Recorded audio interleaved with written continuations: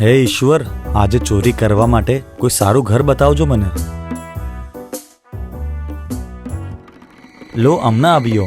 પેલા રસ્તા ઉપર એક છોકરો બેભાન થઈને પડ્યો હતો. પહેલા તો એને હોટલ લઈ ગયો, એનું ટ્રીટમેન્ટ કરાવ્યું અને શહેર જવાવાળી બસમાં ચડાવીને આવ્યો છું.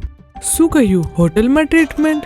ભૂખ નામની બીમારી માટે હોટલમાં જ તો ટ્રીટમેન્ટ મળશે ને. આપણે પણ આગળ વધીને ભલાઈ કરવી જોઈએ, બીજાની મદદ કરવી જોઈએ, આપણા હાથ વધાવીને રોશની આપવી જોઈએ.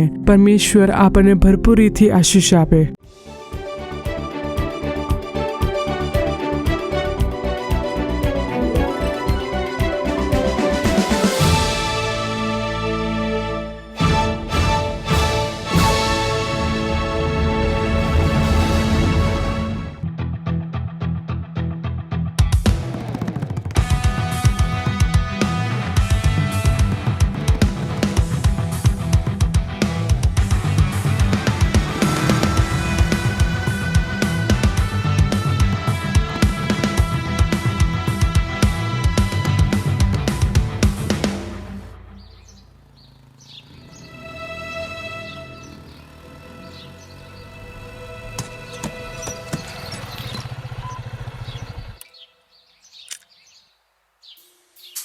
હે ઈશ્વર, આજે ચોરી કરવા માટે કોઈ સારું ઘર બતાવજો મને.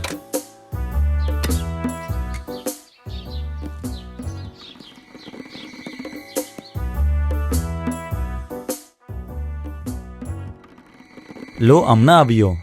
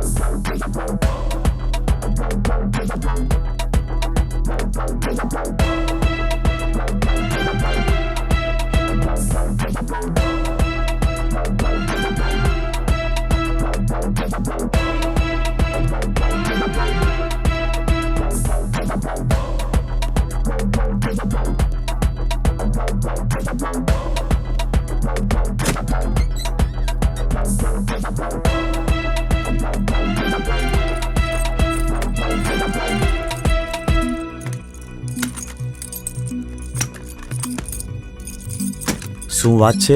એક જ ચાવીથી બધા તાળા ખોલવું કોઈ તારથી જ શીખે. હા.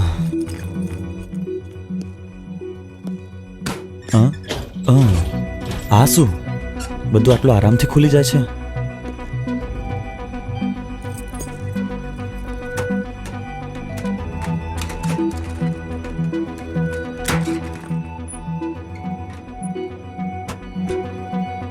આ તો આખું ખાલી ખાલી જેવું છે.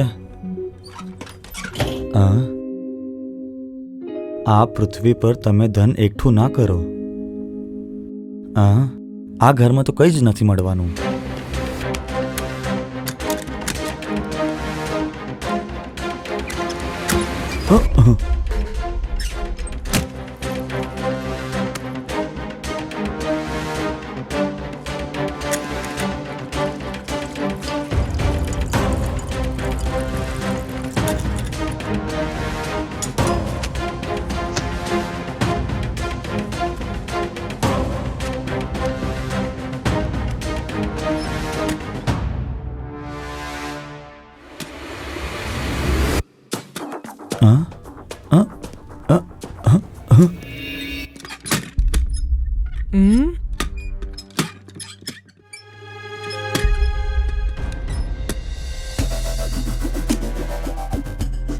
જોરથી પવન ફૂંકાવાથી દરવાજો ખુલી ગયો હશે કદાચ. ઓહ, કાં ફસી ગયો મેં. ઓહ, હટ.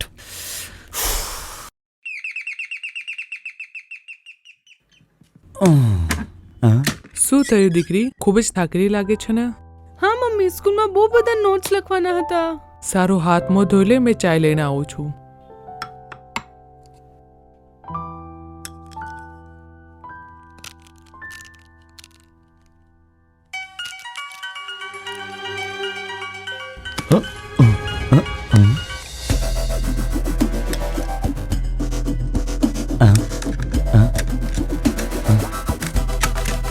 મમ્મી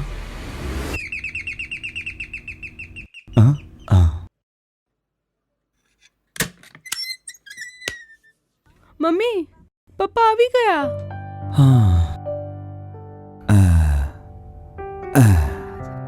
આજે આવવામાં મોડું થઈ ગયું. ઓફિસમાં કામ વધી ના ગયું કે? ના, પેલા રસ્તા ઉપર એક છોકરો બેભાન થઈને પડ્યો હતો. પહેલા તો એને હોટલ લઈ ગયો, એનું ટ્રીટમેન્ટ કરાવ્યું અને શહેર જવાવાળી બસમાં ચડાવીને આવ્યો છું. શું કહ્યું? હોટલમાં ટ્રીટમેન્ટ? ભૂખ નામની બીમારી માટે હોટલમાં જ તો ટ્રીટમેન્ટ મળશે ને. પપ્પા મારી જે દોસ્ત છે ને વસંતા, તે ખૂબ જ પરેશાન છે. સ્ટેશન સુધી પહોંચવો તેને 4 કિલોમીટર ચાલવું પડે છે. હું વિચારી રહી હતી કે મારી સાયકલ તેને આપી દઉં. હા હા, જરૂર આપી દે. શું તેમનો પરિવાર ખૂબ જ ગરીબ છે? હા મમ્મી, તે લોકો ખૂબ ગરીબ છે. તો સાયકલને સ્ટેન્ડ પર ઊભી રહેવા માટે પણ પૈસા જોઈશે ને, તે મેં આપી દેવા. તો પછી હું કેવી રીતે મદદ કરું? એક કામ કરું, તે બાળકીના ટ્રેન સિઝન ટિકિટની જવાબદારી હું ઉચકી લઉં છું. જેમી, આવો નાની માં, કેમ છો તમે? ખૂબ જ સારી છું. તમે બધા કેમ છો? અમે બધા સારા છીએ. આવો માજી, આવો બેસો. હા, શું વાત છે નાની માં, આજે તમે અચાનક જ આવી ગયા? આજે તો મારે અહીંયા આવવાનું જ હતું. આજનો દિવસ તમે લોકો ભૂલી શકો છો, મેં કદી ભૂલી નથી શકતી. આજના દિવસે મને નવું જીવન મળ્યું હતું. મેં પોતાના દીકરાને અલગ કરી દીધો અને ત્યારે જીવનમાં આત્મહત્યા સિવાય કોઈ બીજો રસ્તો ન હતો. ત્યારે તારી મમ્મીએ મારું જીવન બચાવ્યું. અરે માજી, અમારો જે ઈસુ પર પ્રેમ છે એના કારણે થયું. ત્યારે તે દિવસે તમે નહીં મળ્યા હતા અને તમે મારી સહાયતા કરીને મને માર્ગ બતાવીને ઈશુના વિશે ન બતાવ્યું હોત તો આજે મને મરીને 2 વર્ષ થઈ ગયા હતા. શું તમારા છોકરા વિશે કોઈ વાત મળી? તેના વિશે કઈ ખબર નથી. ખબર નહીં તે ક્યાં છે. ચિંતા ન કરો, પ્રભુ ઈસુ ખૂબ જ જલ્દી તમારા દીકરાને તમારી પાસે લઈ આવશે. જરાક ઇમરજન્સી લેમ્પ ઓન કરી દો ને.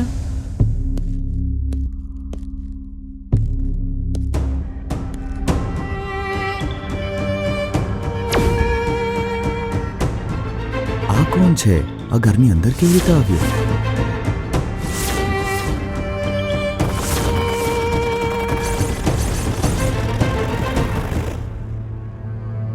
અરે, તું અહીંયા કેવી રીતે? મમ્મી, તારી મમ્મી તો ક્યારની મરી ગઈ છે. મમ્મી, આ એમનો છોકરો છે? મને તમે બધા માફ કરી દેજો. આ ઘરમાં હું ચોરી કરવા આવ્યો હતો, પણ અત્યારે હું સુધરી ગયો છું. અહીંયા તમે બધા જે કંઈ પણ વાતો કરતા હતા એ બધું હું સાંભળતો હતો.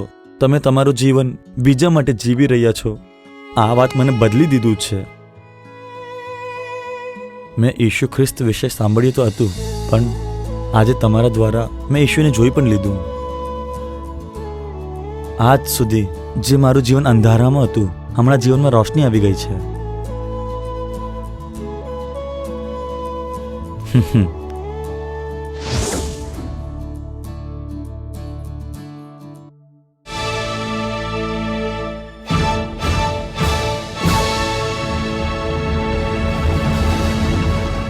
પરમેશ્વર અને પ્રભુ યેશુ મસીહના મહાન નામમાં તમ સર્વને મારો પ્રેમભર્યું અભિવાદન. આજે આ કાર્યક્રમ દ્વારા પરમેશ્વર તમારી સાથે વાત કરીને તમને આશીષથી ભરી દે. રોશની નામના શીર્ષક પર તમે એક સારા કાર્યક્રમને જોયું. તો મારા પ્રિયજનો, આ કાર્યક્રમ દ્વારા પ્રભુએ તમારી સાથે વાત કરી છે. જે લોકો અંધારામાં હતા તેમણે મોટી જ્યોતિ જોઈ. જો આપણે કોઈ દિવસ કોઈના ઘરે જઈએ અને જો ત્યાં અંધારું છે તો ત્યાં પરમેશ્વરનો વાસ નથી હોતો, પ્રભુની ઉપસ્થિતિ નથી હોતી. આપણે પરમેશ્વરના બાળકો બનવા જોઈએ. આપણે પોતાના ઘરમાં પ્રાર્થના કરવી જોઈએ, પ્રભુના આજ્ઞાકારી રહેવું જોઈએ. તો જ પ્રભુ આપણા ઘરમાં વાસ કરશે અને આપણા ઘરમાં જ્યોતિ રહેશે. જો આપણા ઘરમાં જ્યોતિ રહે છે તો અંધકાર પોતાની જાતે જ મટી જાય છે. આથી જ વચન કહે છે કે જે લોકો અંધકારમાં બેસેલા હતા તેમણે મોટી જ્યોતિ જોઈ. તો આપણા ઘરમાં હંમેશા જ્યોતિ રહેવી જોઈએ. જ્યારે ઘરમાં રોશની રહેશે ત્યારે પ્રભુ તે ઘરમાં વાસ કરશે અને તેમની મહિમા રહેશે. ત્યાં પ્રભુની ઉપસ્થિતિ રહેશે. મારા પ્રિયજનો, આપણા ઘરમાં અંધકાર નહીં રહેવો જોઈએ અને જો હંમેશા રોશની રહેવી જોઈએ તો જેવી રીતે માથી 5:16 વાંચીએ છીએ તે રીતે તમારે પણ બીજા લોકોને પ્રકાશ આપવો જોઈએ, જેથી તેઓ તમારી રૂડી કરણીઓ જોઈને લોકો તમારા આકાશમાંના બાપની સ્તુતિ કરે. તો ભલા કામોનો અહીં શું અર્થ છે? જો આપણે જીવનમાં સારું કામ કરીએ એને ભલું કામ કહેવામાં આવ્યું છે. એક પવિત્ર જીવન આપણે જીવવું જોઈએ અને આપણે ખૂબ જ ઈમાનદાર બનીને જીવવું જોઈએ. બીજાની સાથે ખૂબ જ સારો સ્વભાવ વ્યવહાર કરવો જોઈએ. આપણે હંમેશા આપવાવાળા બનવું જોઈએ. જે સારા કામ હોય, મતલબ યેશુ મસીહનો સ્વભાવ આપણા અંદર હોવો જોઈએ. આપણે આપવાવાળા બનવું જોઈએ. બીજાને સહાય કરવાની છે, પ્રેમ પ્રગટ કરવાનો છે. તો આ બધું કરવું અસલમાં સરળ નથી હોતું. આપણી પાસે જે છે તે બીજાને આપવું તે એટલું સરળ કામ નથી હોતું. તો યેશુનો સ્વભાવ જો આપણી અંદર છે તો જ આપણે બીજાને આપવાવાળી બની શકીએ અને ભલા કામ કરી શકીએ. તો મારા પ્રિયજનો, લોકોની સામે આપણા ભલા કામોને પ્રગટ કરવા માટે આપણે શું કરવું જોઈએ? સૌથી પહેલા તો આપણી ચાલ ચલન છે તેને યોગ્ય કરો. આપણા જીવનમાં પતિને ધોકા આપવાવાળી સ્ત્રીના રૂપમાં આપણે બિલકુલ પણ નથી થવાનું. 1 પિતર 2:12 કહે છે કે તમે સારું જીવન જીવો. 1 પિતર અધ્યાય 3:2 કહેવામાં આવ્યું છે કે તેઓ પોતાની સ્ત્રીઓના આચરણથી, એટલે તમારા મર્યાદાયુક્ત નિર્મળ આચરણ જોઈને મેળવી લેવાય. તો જે પત્ની છે તેને મસીહ પર પ્રેમ રાખવો જોઈએ. જ્યારે તે સારા કામ કરે છે તો પતિ ગમે તેવો કેમ પણ ના હોય તેને પ્રભુમાં લાવી શકાય છે. મારા પ્રિયજનો, સ્મિથ વિગલસનવર્થ નામના એક પ્રભુના દાસના જીવનના વિશે આપણામાંથી કેટલાક જાણે છે. તે એક કઠોર માણસ હતા. તેમની જે પત્ની હતી તેમણે પ્રભુનો સ્વીકાર કર્યો, પરમેશ્વરના પ્રેમથી ભરપૂર હતા. એકવાર તેમણે પોતાના પતિને કહ્યું કે પાસમાં જ એક સભા થઈ રહી છે, ત્યાં હું જઈને આવીશ. તો તેમણે પણ પોતાની પત્નીને પરવાનગી આપી. તેમણે કહ્યું, સારું છે, તું જજે, પરંતુ જલ્દી આવી જજે. પરંતુ જે સભામાં તે ગઈ તે પૂરું થવામાં લેટ થઈ ગયું અને તે ઘરે મોડી આવી. જુઓ, તે દિવસોમાં ખૂબ જ ઠંડી હતી. ત્યારે તે ઠંડીના લીધે ધ્રુજતી ઘરે આવી. ત્યારે જોયું કે ઘરનો દરવાજો બંધ છે, દીવો ઓલવાઈ ગયો છે. તેમણે વિચાર્યું કે પતિ સૂઈ ગયા છે તો એમને જગાવવું સારું નથી. એમને સુવા દો, હું બહાર જ રહીશ. એવું વિચારીને તે બહાર જ આંગણામાં ઠંડીમાં ધ્રુજતી ત્યાં બેસી ગઈ. અને બીજા દિવસે સવારે દરવાજો ખોલીને તેમણે જોયું કે પત્ની આવી ગઈ છે. તો તેમણે જોયું કે તેમની પત્ની તરત જ ઊભી થઈ ગઈ અને પછી જલ્દીથી ઘરની અંદર જતી રહી. કેમ કે તેણીએ જોયું કે પતિ જાગી ગયા છે. તેમણે જલ્દીથી ચાય બનાવીને આપવાની છે. તો તેમના પવિત્ર ચાલ ચલનને જોઈને વચનના વગર પણ પતિને પ્રભુની તરફ ખેંચી શકાય છે. તો તે બહેન અંદર જઈને ગરમ ચાય બનાવીને પોતાના પતિ માટે લઈ આવી અને તેના પછી તરત જ ટિફિન બનાવવાનું ચાલુ કર્યું. પતિને નાસ્તો બનાવીને આપ્યો. ત્યારે તેમણે પૂછ્યું કે મારા લીધે તું આખી રાત બહાર ઠંડીમાં હતી. આખી રાત તને ખૂબ જ પરેશાની થઈ હશે અને સવારમાં તું ઉઠીને મારા માટે ગરમ ચાય બનાવી દીધી અને નાસ્તો પણ આપ્યો. તો રાતભર સુધી બહાર રહીને શું તને મારા પર ગુસ્સો નહીં આવ્યો? આવી રીતે પૂછવા પર પત્નીએ તેમને જોઈને હસી. પ્રભુના પ્રેમને તેણીએ પ્રગટ કર્યો. તો તેમની પત્નીના પવિત્ર ચાલચલન દ્વારા તેમણે પણ પોતાના જીવનમાં પ્રભુને સ્વીકાર કર્યો. એવું કહેવાય છે કે સાર એ છે કે પત્નીના પવિત્ર ચાલચલન દ્વારા પતિ ખેંચાઈ જાય છે. પત્નીના પ્રેમથી પતિ ખેંચાય છે. તમે કહો કે મારા પતિનો ઉદ્ધાર થયો નથી, ફક્ત મારો ઉદ્ધાર થયો છે. ફક્ત હું પ્રભુની બાળકી છું. મારા પતિનો ઉદ્ધાર થયો નથી. મારા પતિનો સ્વભાવ બદલાયો નથી. હંમેશા ચીડાયેલા રહે છે, ગુસ્સામાં રહે છે, મારા પર હાથ ઉઠાવે છે, મારે છે. કદાચ તમે આવા વિચારમાં હશો તો તમે પોતાને બદલી દો. પરમેશ્વરના પ્રેમથી ભરાઈ જાઓ. પત્નીના પવિત્ર ચાલચલનથી પતિ ખેંચાઈ જાય છે. તેમના પ્રેમથી હું એક ભાઈને જાણું છું જે ખૂબ જ ગુસ્સો કરે છે. હરેક વાત પર ગુસ્સો, હંમેશા ચીડાયેલા રહેતા. તેમના પરિવારમાં તેમની પત્ની અને તેમની નાની દીકરી હતી.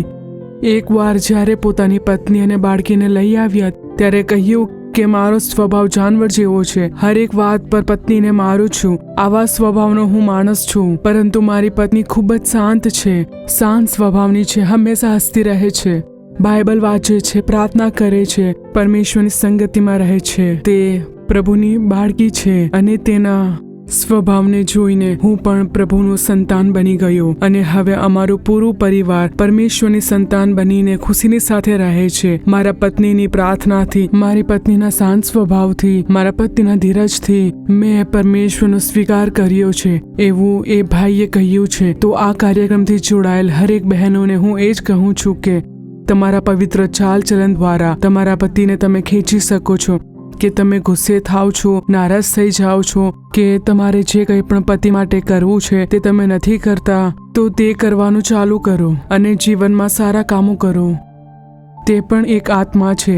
બહાર આત્માને શોધવાની જરૂર નથી. ઘરમાં જ તમારા પતિ એક આત્મા છે, તેને ભૂલશો નહીં. પત્નીના પવિત્ર ચાલચલનથી પતિ ખેંચાઈ જાય છે. વચન વગર જ્યારે પ્રેમ દર્શાવવામાં આવે છે ત્યારે પોતાના પતિને પ્રભુમાં લાવી શકાય છે. મન ફરાવશો, પ્રભુના બાળકો બની જશો, પરમેશ્વરના સંતાન બનશો. તો મારા પ્રિયજનો, આપણે સારા કામો વિશે જોયું. હવે આગળ એક દાગરહિત જીવન જીવો.